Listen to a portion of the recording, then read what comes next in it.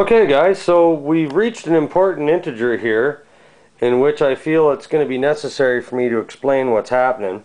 What I've got here is I'm only using a DX5E radio, and I'm going to be connecting my flaps and my landing gear to the same channel to operate on the same switch. Now here I'm using a Dionysus servo rate reducer. This is their faster model, which is 4 seconds, and it's the almost identical cycle time to the gear going up and down. So what I've got coming out of the receiver is I've got one Y harness.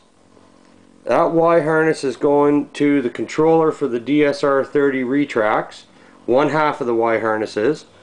The other half of that Y harness is going to a servo rate reducer, into another Y harness going to the flaps.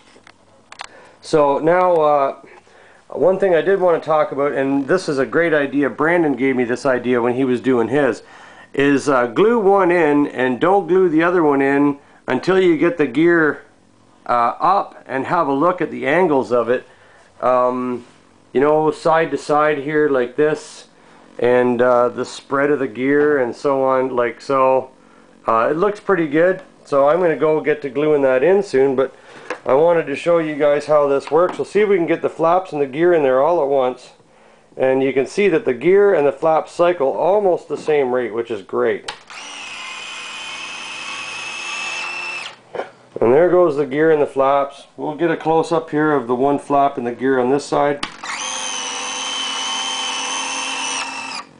Near perfect deployment time. They're almost identical, which is great. We'll look at the other side. Okay, so if anybody needs any details about this setup, using the DX5E with the twin Y harnesses and the gear plug to run both of these, I'd be happy to answer any questions. But for now, that's pretty much it. We got the gear in. Of course, as I said before, I'm using the rotating models because of the extra foam back here in the where the wheel's going to fall, and that and the fact that DSR talks about this. Okay, DSR talks about this in their instructions. Right here, this hinge mechanism, when you run these retracts sideways, you're applying stress to the side of these.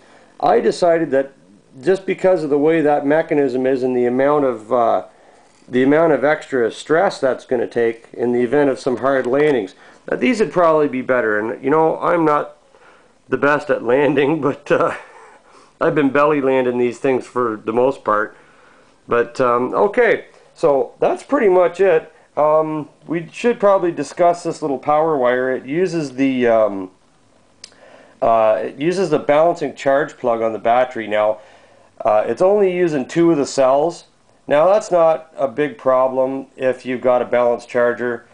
I don't really think it's a big deal for me because I'm only, you know, putting 1 flight per battery, and the gear's only going to go up and down twice during that flight, other than a test on the ground and stuff. So, but okay, well that's our progress so far, and it looks pretty good. I'll give you another look at that, see if I can get it from the back side here. I just got to turn my radio around, and alright, here we go again. Yeah, I like that. Okay, thanks for having a look, and we'll see you again when we get some more of this stuff put together.